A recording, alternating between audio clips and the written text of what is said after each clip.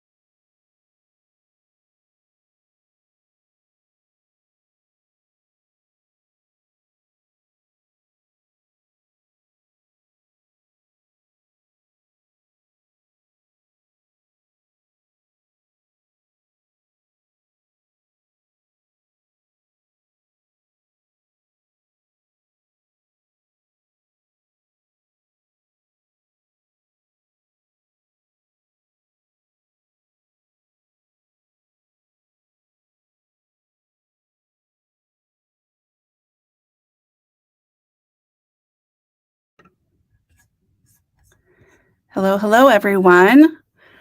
Welcome to Global Hack Week and the Women in Tech panel. Thank you so much for joining us.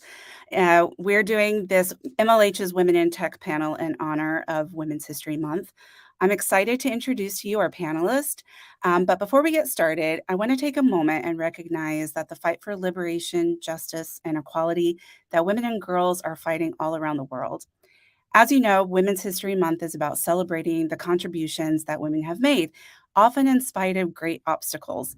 It's also important to acknowledge that the world that we live in still isn't equitable for women and girls, and that we must each play an active role in dismantling this inequality.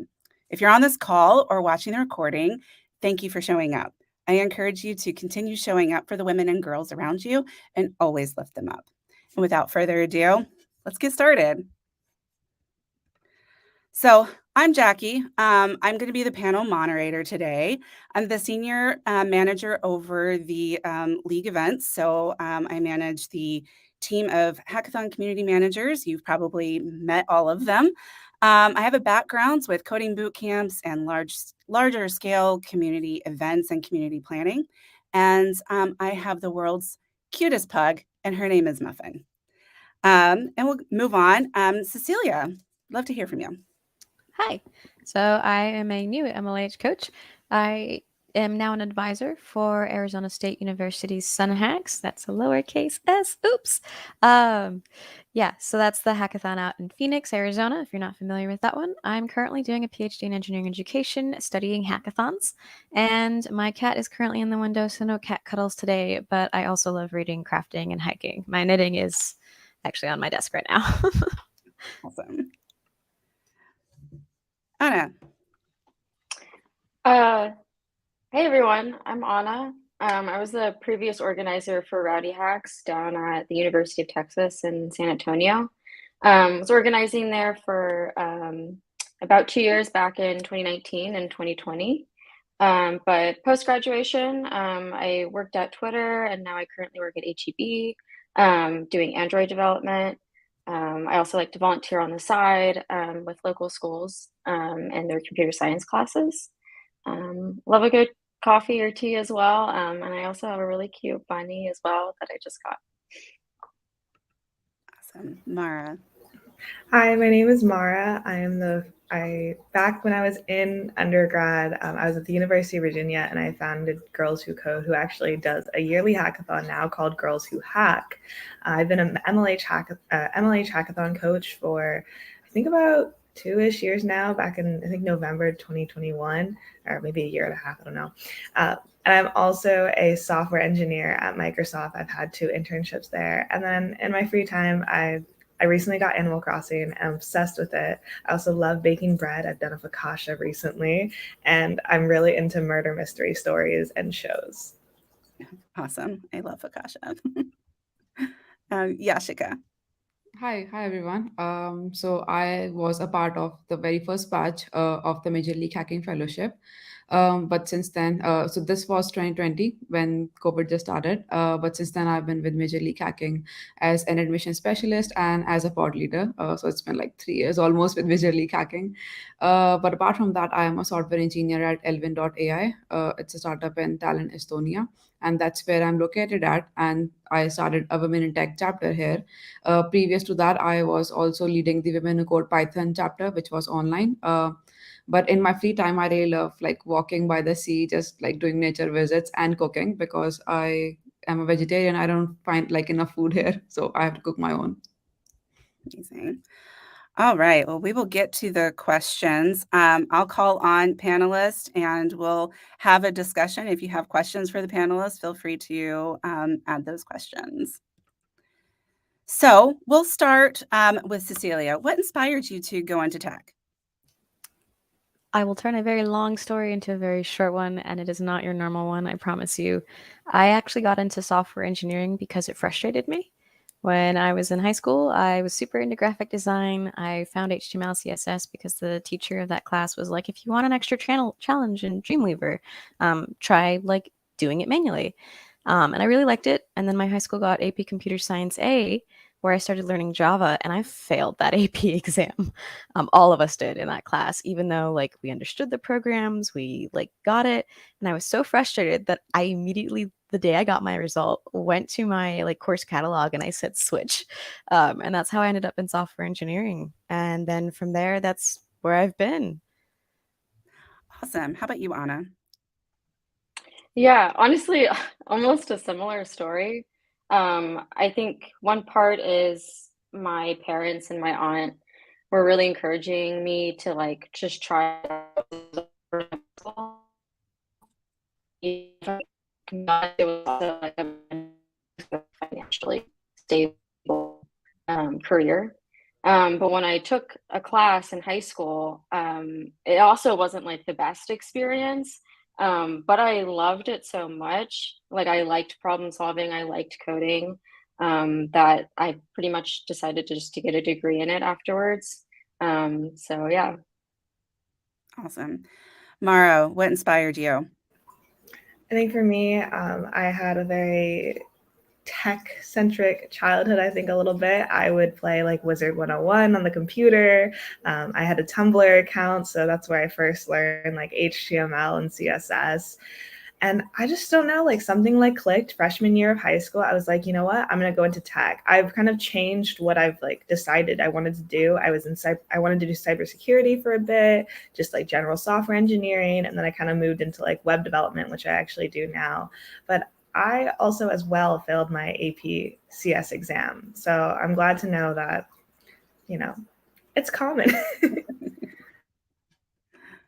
I'm skipping ahead. Yashika, what inspired you to go into tech? I had a very different background. I didn't even have like a computer of my own until like 15, I guess. But like I was always like fascinated about computers and like the education in general. So I chose engineering, computer science engineering after my high school. And that's how I got into it. Like I had an option to leave midway because things were very difficult, but I did not. And I'm very glad that I did not. So I think, yeah, things have been happening good along the way. And that's just like keep me going. That's awesome. If you see the strobe light, I think we have a false alarm, fire alarm going on here. So don't worry, we're okay. Okay, great. I'm going to dig into some of the next questions. Team that's on the call, feel free to just pop in and answer those questions as you feel so inspired to. All right. So, in your field, do you notice that there's a lack of women in your industry? Why do you think that is, or maybe is not? I think for me personally, I work on a software engineering team or feature crew, and at least we have two different teams. We have the team here in the United States, and we have a sister team in China. The team here in the United States, there's about 6 of us, maybe 2 of us are women. And then the team in China, I think it's a little more diverse, maybe like more like a third, a half of women. But all in all, especially when I'm just like kind of walking down the halls of our office, I don't see too many women.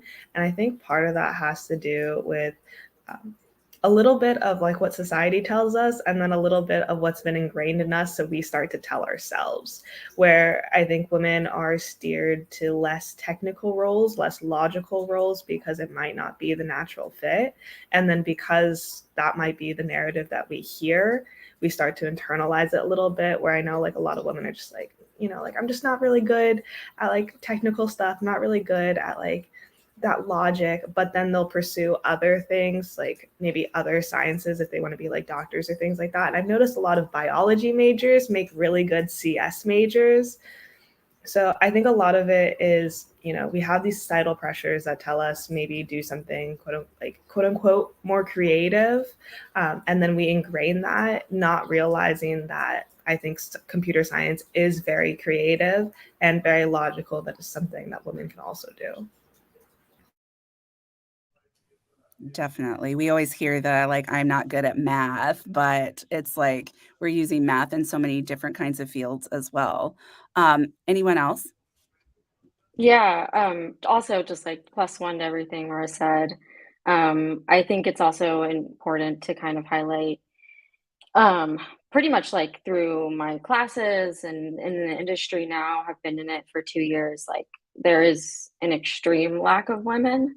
Um, like there's just a couple in my classes in college, right? And then in the industry represented the same thing. Um, and I think a part of it also is like not being exposed to it at such an early age, right? So for middle schoolers and high schoolers, like I'm pretty sure like most of the people in my high school didn't know there was a computer science class. I mean, there was only like a couple of us who took it, but it was like a huge high school. Um, and that just kind of goes to show like I think there's just a lack of exposure in education, and having like more people exposed to it, especially like minorities at such an early age, like would help, I think, that pipeline and like get more people interested in it and at least like know that it's available and know like the resources and benefits around pursuing a degree or pursuing a career in tech. Um, so I think a lot of it falls kind of through those like early exposure that either comes through education or like externally as well. So Definitely. Early starting is always a really powerful move for girls. Any other comments on this question? Also plus one on all of those things. And definitely to echo what Anna's saying, from the research side, I can definitely say, like, yes, there's totally tons of initiatives where people are doing K-12 and exposure to engineering and STEAM and stuff. But then also, as you said, you're not seeing it. So that is the divide between research, academics, and the rest of the world, really. So while there are initiatives, they're often actually not run very well. When I was in undergrad, I was a mentor for one of these initiatives, and it was given to a group of individuals at a community college who didn't know how to run this thing. A company said, "Here's money. We want them building robots by the end of the summer." And it was definitely a minority-centric school that was low income, and yeah, so there's a number of other additional things. But coming back to the original question, I've been in a couple different industries. When I was in aviation, definitely not a lot of women. Being in finances, actually a lot more women. But I was in a bigger company. So I think company size and like field plays a big role in whether or not women are going to be in that area, especially because aviation is like 5 years behind everybody all the time because of how strict testing is. Whereas finance, it's like go, go, go, go, go. You always have to have the latest and greatest because the finance world is always moving. So there's also a draw of what people are interested in working on. But then in education, there's more women in my engineering education classes and in engineering education in the field as a whole than there are men. I think there was only one in my group for the PhD. So it's a total flip. And the most common thing for us, at least in my program, is that it's a lot of people were in engineering, saw the deficits, saw the issues, said, no way, this is not how it should be. We need to do better for the future, and switched over into engineering education. And not everybody has a PhD in engineering education that does research in that field. They are frequently still practicing engineers in education, teaching as faculty. The PhD in engineering education is actually quite new. It's been around for 7 to 10 years, I think. And so there are more people joining every year, which is wonderful to see. But there is always a divide, and I think maybe education is the reason that women are drawn to it, because we are typically kind of corralled into those roles. But there is starting to be an increase of men in that field, at least. Yeah, I'd like to quickly add as well. I totally agree with everything that has been said regarding initiatives. I think there has been this like bubble where you see around yourself like people are taking initiatives and there are things being done to like have more diversity in tech in general, but it's not scaled that much. So even if like you see initiatives around you, it's like not spread globally as much as it should be, and like have more women in tech in general. For my personal experience, like I mostly work with startups, and I haven't seen a lot of women, like not in the engineering team, not in the founding team. Like in general, there is a huge lack of women there. And I think the reason is also because like basically I feel like women just self reject themselves from the things that they could do. It's like tech is a very like big industry, and it could be intimidating sometimes, and I think like there are feelings of imposter syndrome and everything else, but I think it's more present in women than in men. And like for example, if a woman is like qualified for a job, she still might not like apply for it thinking like she's like not good enough for that. And I think like all these things all together just like contribute to like the lack of diversity and lack of women in tech in general. Do you think that company size and like DEI initiatives have much impact on how many women are like on those developer teams? I think like when I apply for a job, or when I look at a company, I definitely look like, uh, are there any women involved in the decision making or like in the team? I think that definitely plays an important role in making my decision, because if there are women involved, I am more likely to consider a particular company or a role rather than if I don't see them. I think it definitely matters a lot. I think it just like gives the sense of that the company cares about you being there. You won't be like feeling alone or left out, or like even if you get in the job and you are the only women in the team, I think it's intimidating again. And like you have that imposter syndrome, like am I like I'm the only woman here, like am I good enough, would I be able to compete with all the other people that I'm working with? So I definitely think that these initiatives and having other women in team really like affects getting more women in that particular team or a company or like an area. Awesome. Okay, next question. After all of that is said, what keeps you motivated to keep learning and growing in your role?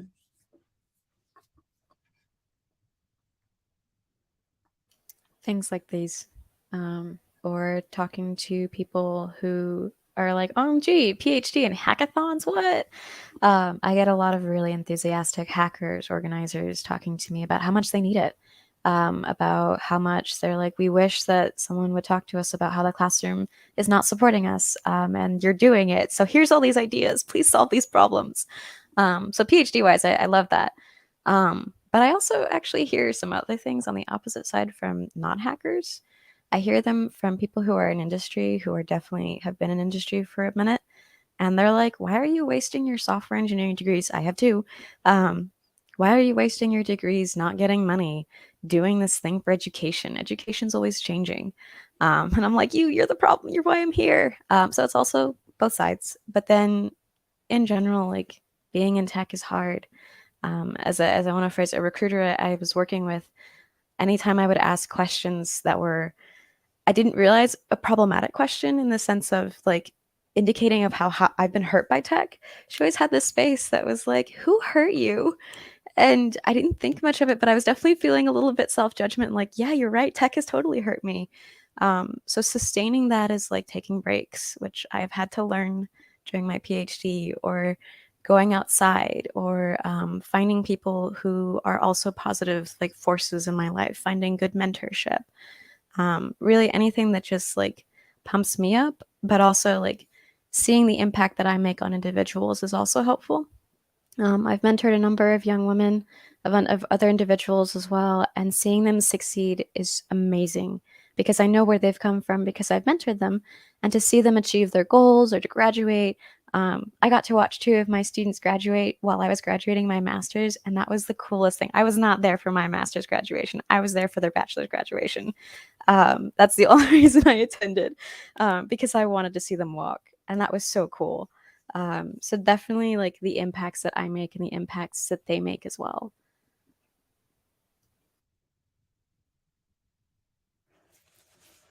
Anyone else? What keeps you motivated? I think for me, even though I'm not like, I'm not a PhD, I'm not in engineering education, Cecilia's reason also rings very true for me as well. It really, I think, there is the aspect of that this is a challenge to myself, and it does like kind of push my boundaries and keep me learning, which is great. But I think on its own, I could find that in many other fields.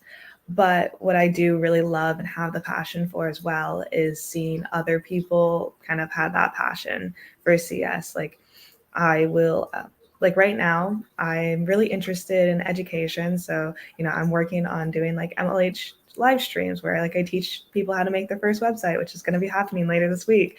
But I'm like also learning that in order to be like producing like the best curriculum that I can be, for me, it's really important to stay in industry and stay up to date and be doing this in like my everyday life.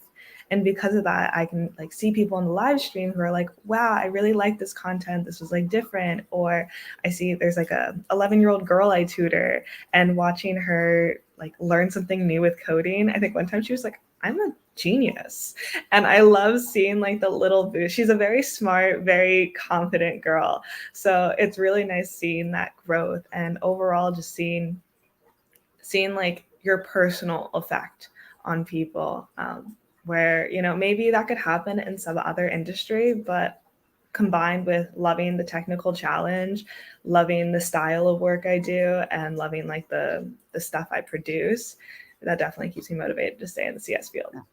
I love that spirit. I'm a genius. Yes. We have a question from John. What sorts of general changes to tech education in primary school or universities do you think would make it more welcoming? Definitely what I see is makerspaces. That's like, so my advisor works on makerspaces, and he works with me because he's like, hackathons are the greener pastures. They're actually quite similar, where they engage a community, want people learning on their own. But funnily, when like kids are asked like, hey, do you want this in the classroom? They're like, no, classroom's boring. Which is, when you think about the culture of like classrooms, it's actually really hard to integrate the things that we find fun outside of school back into the classroom. But you also have to think about these perspectives, these opportunities, and the lack of, because some people don't have these things available to them. They don't have after school programs or initiatives. So another thought is, how might we instead engage? So with engineering education, the thought is, how do you bring it into the classroom? And one of the first things that is often used for people who are Latino or Latina is that they are told these things that you're doing outside the classroom, helping your parents with the cars, with work, with other jobs that the family is doing, is engineering. And so by just basically giving people the words that they need to describe what's going on, helps bring that into one's mindset. I don't know about everybody else, but until I got into my field, at least with engineering education, I never thought the things I did outside the classroom counted as engineering. In fact, I frequently was like, well, it's not a bank account like I did in my 101 class. It's not like a server that I set up to host the bank account. Like, it's not engineering. And that's really limiting. So we should start phrasing engineering challenges as real world things really understand what are those impacts, how are we recreating things or simplifying things, and how is it still playing a role? Yeah, I think there is a common thread that we hear from a lot of people that go into tech is, especially women, and we heard it today, is you got interested in like high school or in primary school. I have an 11-year-old, she's in fifth grade, and they had robotics, like a very brief robotics program at her school for after school at one point. I think it was third grade. And ever since then, she's been very, very interested in that. So I think like those little programs here and there can definitely make a huge impact. Um, Anyone else want to chime in on John's question? I think these external programs are definitely helpful. And apart from that, for university specifically, I think extra support would be like very great, because I think like for women specifically, like getting in an engineering degree or like a technical degree or in university is a big thing in itself. But then there's this gap between the academics and the experience that you need, or the knowledge that you need to back the jobs or internships, for example. And I think like that bridge, or like the gap that is there, I think that can be closed if they could get enough mentorship or like extra support. Because like some people, or like women specifically, they just like give up in between, because again, like it's not that straightforward, and the lack of mentorship or support really is demotivating. For me, for example, when I was in university, like it was very difficult to get the experience that I needed to get the internships, because academics I can do that by myself, like, but I need some guidance at least to put my foot in the door and like get more experience that would be valued on my resume. So for that, I think what helped me was like communities, like joining communities like Women Who Code, and just getting mentors, just like reaching out to people asking for help, and then just having their guidance. I think if that could be provided in the university especially, I think that could really help, like making it more welcoming for women. Absolutely. All right, Yeah. team. I'm going to move on to the next question here for the sake of time. What's the best professional advice you've ever received?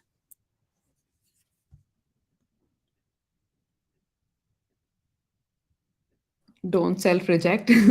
Because I think this is something that I've been hearing a lot from my mentors. They have been always telling me, like, if even if you think that you're like not 100% qualified for a job or a role, still apply for it, because like you are rejecting yourself before anyone else is rejecting you. So you are like literally closing the doors that could be open. So I think that's one advice that I think is very helpful and useful. That's So, good. oh, to add on to that, I've heard a variation of it. If white men are doing it, why can't you? Or why shouldn't you even? So every time I'm like, oh, I can't do it. Like I can't ask someone for like a referral or a recommendation. I'm like, well, white men do it all the time. Why can't I? I have connections. I should use them.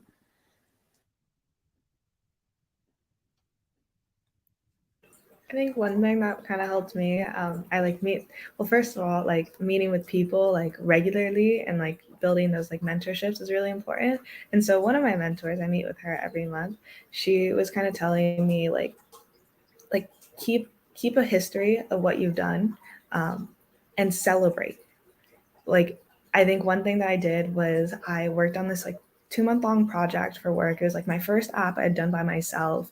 And afterwards I was just like, what what do I do? Like what's next? What do I do? Like how can I use this to even like leverage my way into a promotion? And she was like, well, have you taken notes on your process? Have you taken time to, sit down and really think about the work you've done, like what you've learned, how you've benefited the company and things like that? And then like have you celebrated? Because I think it sounds like a lot of the advice has to do with confidence, making sure that you don't feel insecure about your own skills. Because like I think that's something I catch myself doing a lot, where I'm like, I'm not very good at my job, and then my husband will be like, you're great at your job, like there's a reason why they hired you. So I think making sure that there's time to celebrate the little things, and kind of really look at what you've done, if you can have it on paper, that's also really nice. Yeah, I was pretty much gonna say like something really, really similar. I think for me at least, it's really easy to just forget about all of those successes, all of the like things that I've done because I'm so focused on the future or like what's coming up, I like aren't really often like I don't reflect on my past or like where I came from or the things that I've done to get here. And I think that also goes to just going slow.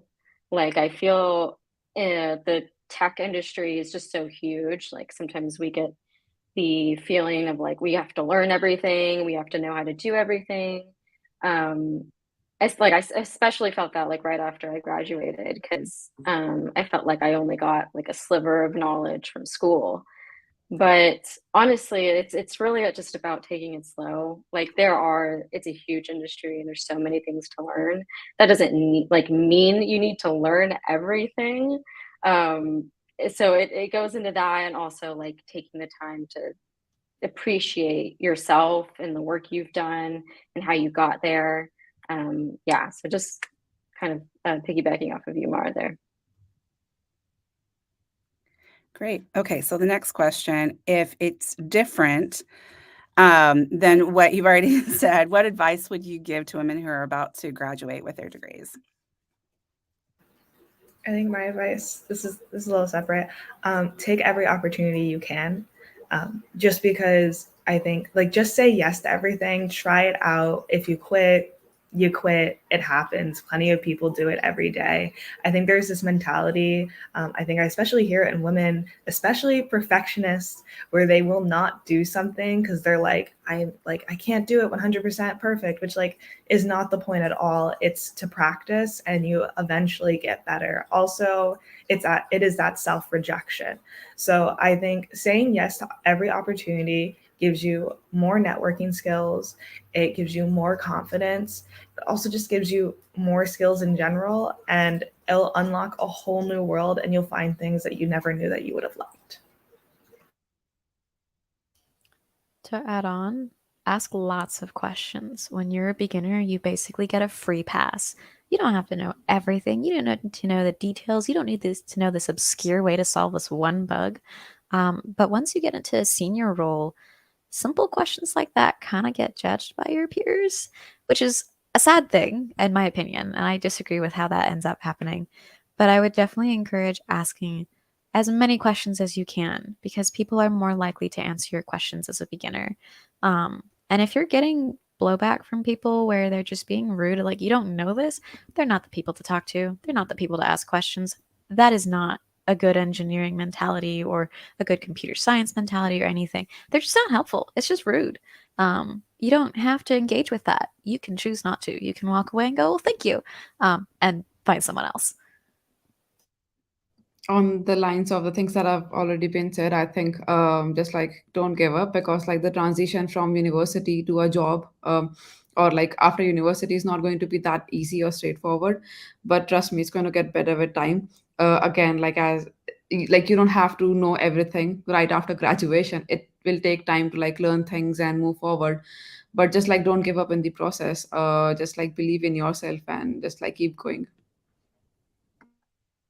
Yeah, and agree with all of you guys. And then one last thing to add, I think, is like wherever you end up going after you graduate, whether you're, continuing in education or you're getting a job or you're, whatever that next step is for you, I really encourage you to just be yourself. I think there are so many times when we join a new space or a new community or a new company and we feel that like intimidation and we want to like retract. We want to like, fit in, not kind of like, kind of be in the shadows. But I really think like the best advice I can give is like be yourself, be authentic to yourself. Do not be afraid to like show up and you know and stand out, and ask questions and get opinions and tell your opinions. So that's what I'll leave with. But yeah. Awesome. Such great advice. To piggyback on that, we have a question from the crowd about finding mentors when you're a self-taught developer. What advice would you give this person? So I'm not a self-taught developer, but I've had my fair share of finding mentors. There are a lot of programs out there. So like like there's like girls who code, which that's more for like college, but there's girls who code, there's women who code. I'm in like Muslim women in tech. You can like rewriting the code is also a popular one, also kind of geared towards like college. But finding these organizations, a lot of them already do have mentorship programs in place, in which case you can network and find mentors that way. Also, maybe not as maybe more work than that is like going on LinkedIn and finding people that really do like have the qualities that you look for in a mentor. That being said, also understanding that everyone you cold message on LinkedIn is not going to reply back, and that's okay. They're their own person, they have their own energy. But also making sure that you're not just copying and pasting. If you want a mentor for a sake of having a mentor, you're doing that, like you're the person you're asking, you're doing them a disservice. If you want a mentor, make sure that the person you're seeking out would be your right mentor. Otherwise, you'll find that maybe the advice that they're giving you is not what you want, or it doesn't align with your goals, and they just aren't experienced in what you do. So make sure that like if you are going to go cold message someone on LinkedIn, have something personal about themselves that is less generic than, oh, you're a software engineer at this company. Find other ways to relate to them. And then once you have a meeting with them, you just ask for a coffee chat. You then ask them, hey, I would love to chat with you again. Would it be all right if we met again next month for 30 minutes? And then by having that reoccurring meeting, you kind of start that mentorship mentee relationship, which is a lot easier than just starting off right off the bat saying, hey, will you be my mentor? Because it's kind of like if you go up to someone, you like, which can happen, you can definitely ask someone to be your mentor, but it's like going up to someone and you go, hey, can I be your friend? Which like maybe that works, but I think for some people it feels overwhelming. Whereas like typically when you make friends, you hang out once and then you ask them to hang out again. And then before you know it, you're friends. And I think that's the same way that I kind of approach mentorship. Just have that, start asking for more meetings, reoccurring. I think monthly is usually good so you don't overwhelm them with time.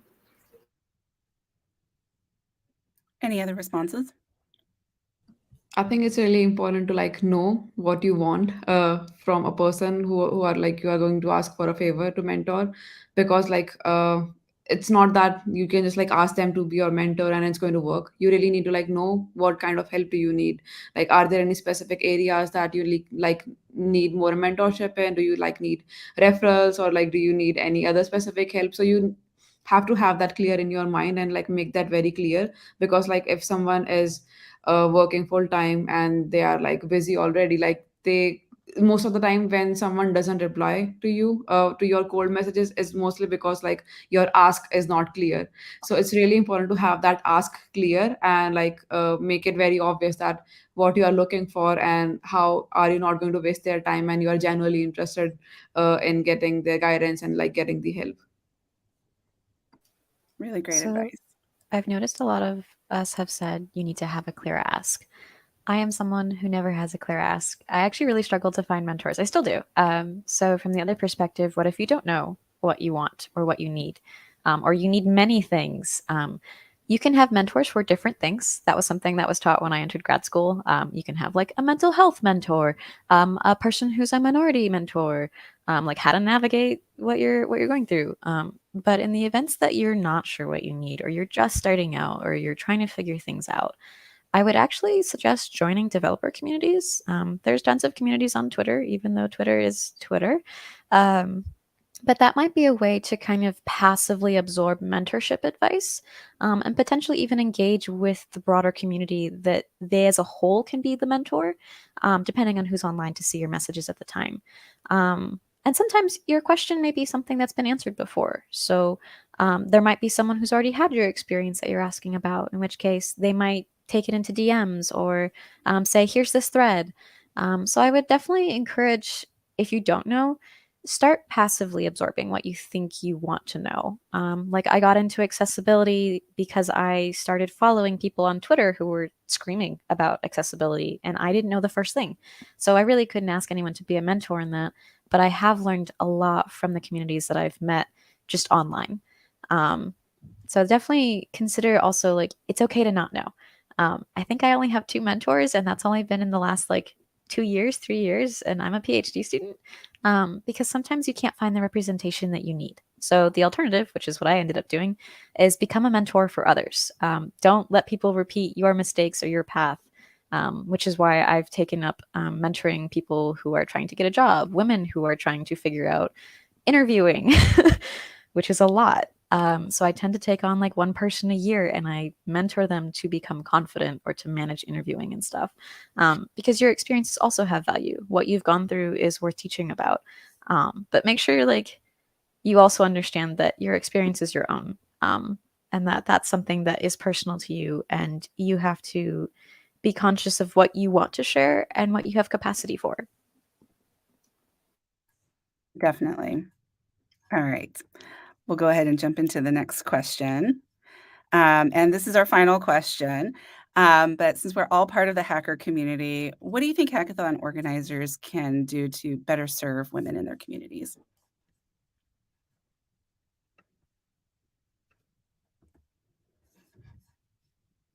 I think there are like two parts of it. So first of all, like the first part is getting more women join the hackathons, and then second part is like making the experience during the hackathon better. So I think like these are two different parts, but like both are equally important. I think for the first part, it's really important to like reach out to a wider space. It's like if you are organizing a hackathon, just like promoting that within your university is not going to be enough. Um I think there are enough channels out there and enough communities out there where you can just like promote your hackathons, and you will see that there will be like women who would be willing to participate. They just like don't know how. So I think like preparing that process easier for them, like the whole application process and like the FAQs and everything, that should be like figured out well enough for especially for like women who are going to participate for the first time. And I think like a very important element of it is also motivating them to join regardless of their experience, regardless of if this is the first time that they are doing it, because like again like they will self reject. So there you need to find ways for like having them uh, join even if they haven't done any hackathons before. And for the second part, I think uh, it's really important. Like I think that circle back to the previous point that I said, that I really look out for women in the founding team or like in the hiring team, and that really affects my decision. I think it's the same for hackathons as well. If you have like panelists or like judges or like speakers, if the majority is women there, I think it's going to be easier for more women to like be able to like attend and apply for the hackathon, rather than like seeing a lack of diversity in a hackathon that promotes diversity. So I think it's really important to like also pay attention to that. And yeah, I think that collectively could make more participation from the women. Yeah, I think Jessica has a really good point. You know, there are those two different parts. I'm going to focus probably more on like the experience part. But I think one thing that I really like that MLH does is that whenever we go to events, you always put like the feminine hygiene products in the bathroom, which is like a very small thing, but it shows that women are not an afterthought, which I think is really important. And another thing is like, you know, like Jessica was talking about, that representation, which I think is a little bit of like a chicken and an egg situation. It's like, how do you get more women if women are looking for more women? However, you don't have more women, and it just kind of, it's easy to get like a little stuck or just like plateau at like just a couple women.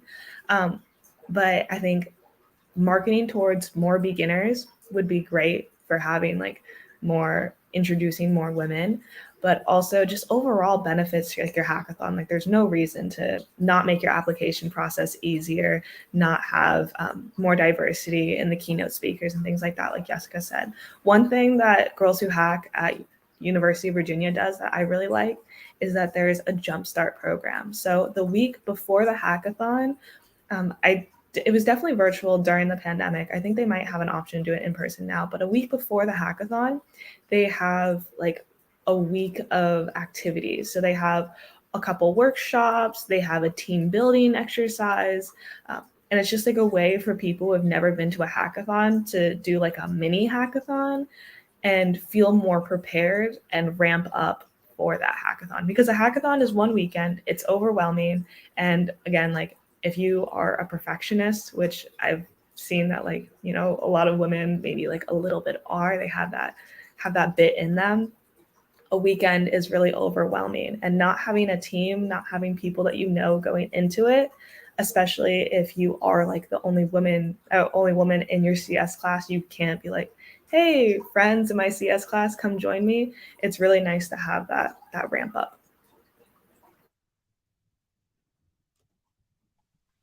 Very No, good. that's awesome. I love that. One thing I think um, Rowdy Hacks did as well was like we not only like wanted to reach out to like not just computer science majors and students, we wanted to just like invite basically the whole school. We were like anyone who's interested in tech at all, we wanted them to come. And we ended up splitting our hackathon almost into like 3 separate like groups or competitions, tracks, you could say, where like one track was just for like all of those new beginner coders who've like never touched code before, and so they had their own track, and it was a lot easier for them to find like other people on a team, you know, because they were all new. It was like it was a better experience for them.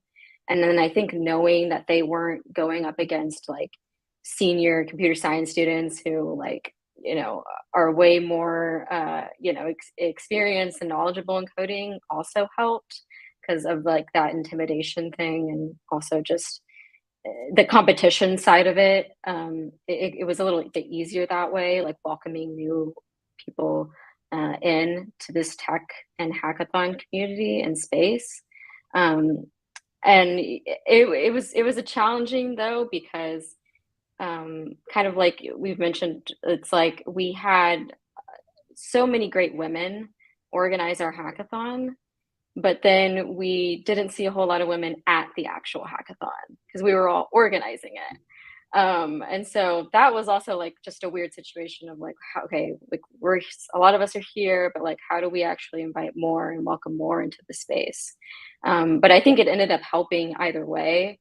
The fact that we had so many women on our team and so many different cultures and backgrounds, the way that we just planned the event naturally ended up working out so well because we had that representation when we were organizing it.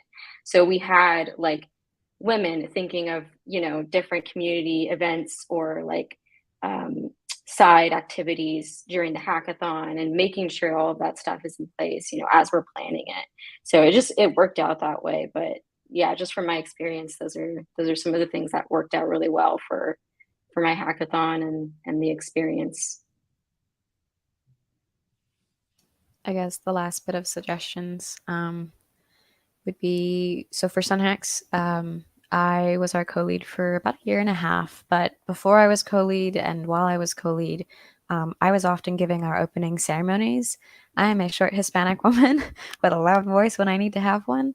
But I've gotten a lot of comments from people saying it was so nice to see someone who looked like me on stage having a position of power. Not in their words that they said that, they didn't know how to phrase it that way, but that was how it was coming across, is that there is someone like me leading this whole thing, making this whole event happen for someone like me. And then like to add on, like with the supportive workshops, like I would do a how to hackathon workshop or how to use GitHub, as a way to just say like, no, I don't expect you to know what you should do at a hackathon. So here's a 30-minute intro of like how you make it your own. And that actually was always really well received, regardless of gender or background. Because people, I guess I was trying to reach the people who were most likely to leave because they felt unsupported. But then, of course, we also did like try to get diverse speakers, try to get women speakers, try to get women to talk about some of those topics of navigating tech.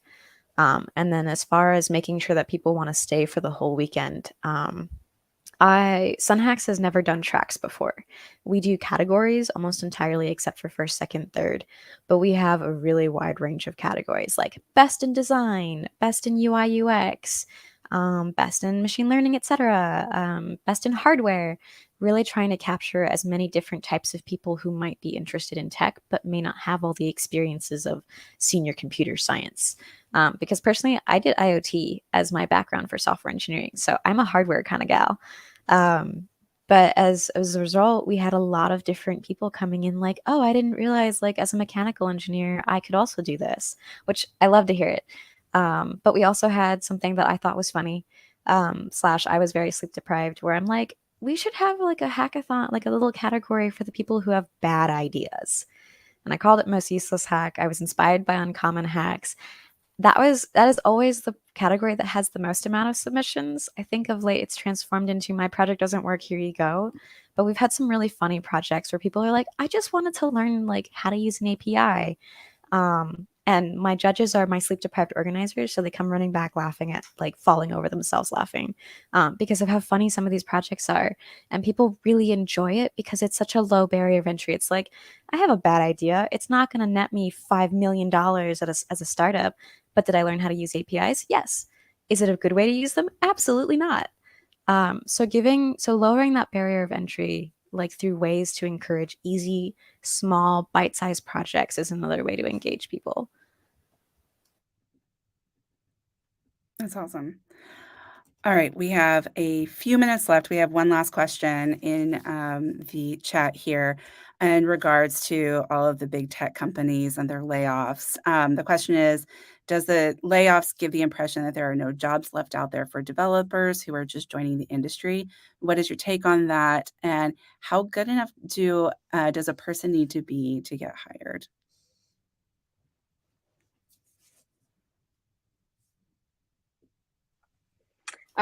Yeah, I can start. So as somebody who got laid off by a big tech company recently because of everything going on, um, it does almost give that impression of like everybody's laying off and there's like going to be no jobs because everyone's going to be looking for jobs at the same time, and it's going to be like a negative feedback loop there. But it's not like that, and it only feels like that because it's these big tech companies, or I mean, there are other companies who are laying off too that aren't as big, but I think it just feels that way.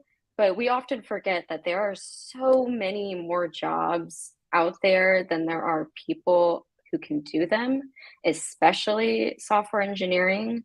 Like, I don't know the number, but I know like there's at least like, I don't know, half of like jobs that are open and out there that like people just need to fill, and they don't have the engineers. Like, there are the people there to like apply and join, right? Um, it was just, I think, really bad timing of like everybody kind of laying off at the same time. But if you're worried about like everybody kind of applying and getting jobs at the same time, it also is a little bit different. So there are some people who, when they get laid off, maybe they want to take like a break. So they'll spend like a couple of months just like relaxing. Some people just go like straight into it. It's not like really all at the same time, although it may feel that way. So it's kind of looking at that through like another lens. But um, the question, your last question of like, how good enough do you have to be to get hired?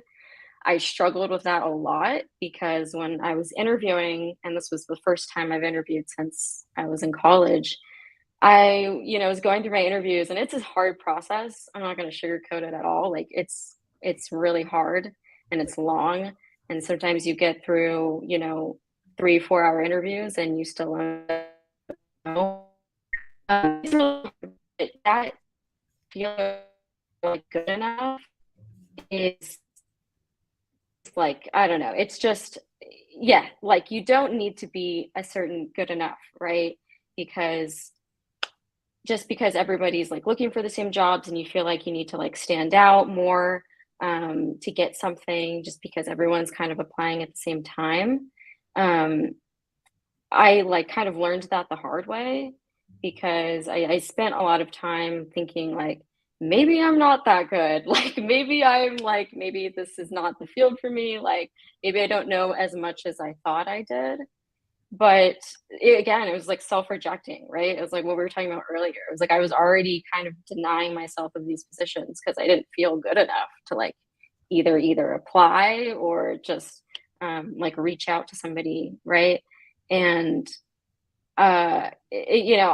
it's I got some really good advice during this time when I was laid off of like, you will find something, like you will, if you are like actively looking and trying or right away, right? But you will find something and you'll find a company that you like, right? Cutting out there for just a second. I'm sorry. No, you're good. Yeah, just let me know if I'm cutting out because You're good it's now. been happening lately. But yeah, just to kind of recap, like you don't need to be a certain good enough level to get hired now. It's the same concept of like trying to apply after you graduate, right? You're still in like the same position as everybody. It's just like what are you going to put in to get that job and like the effort you put in, but it doesn't have anything to do with like you know, what like your qualifications of something if you really go for it. So I hope that helps. But yeah. Very good advice. In your search, would you say that like nowadays every company is a tech company to some degree? Absolutely. Yeah. I found myself applying to like a bunch of different places that like you wouldn't expect to have like you know, engineering department, um, they have to maintain. A lot of it goes unnoticed. And so there are so many more companies like out there that even though they're not a tech company, they still have like tech, whether it's in their product or something that they need, right? So it's like about kind of expanding your horizon too and finding like something that's right for you. Definitely. Okay, with the last few minutes here, any other panelists want to chime in on this final question? Just want to say one thing. I think there's no bar of you being good enough. I think it's a two-way street. With companies that you interview, it's like they are finding a fit in you, but you are also finding a fit in them. For some companies, you might not be good enough for the role that they have posted, but for some other company, you are just going to be like the perfect fit that they are looking for. So you don't have to be like good enough for like a job. I think there's like no specific bar on that, but it's just like a two-way street. It just like goes both the ways. And I think like big companies definitely have like attractive benefits and everything, but I do think like there are so many other companies out there and startups out there which would provide you like the equal experience and maybe more than the big companies that you need to kickstart your career and just like move ahead in your career ladder. So just like keep applying and see what's a mutual fit is for you and the company. Mhm. Okay, we'll squeeze in this one last question for one panelist. What's your favorite reason about being a woman in the industry? I can show that I made it and that everyone else can too. I love If I that. did it, people can too. Absolutely. All right. Thank you to all of our panelists. We'll go ahead and wrap up. Thank you to everyone that showed up. And again, continue lifting up the women and girls in your life by a woman of coffee today for Women's History Month. And just keep showing up where the opportunity is for you to show up for things like this. So again, thank you, panelists. And we will see you all in the next stream.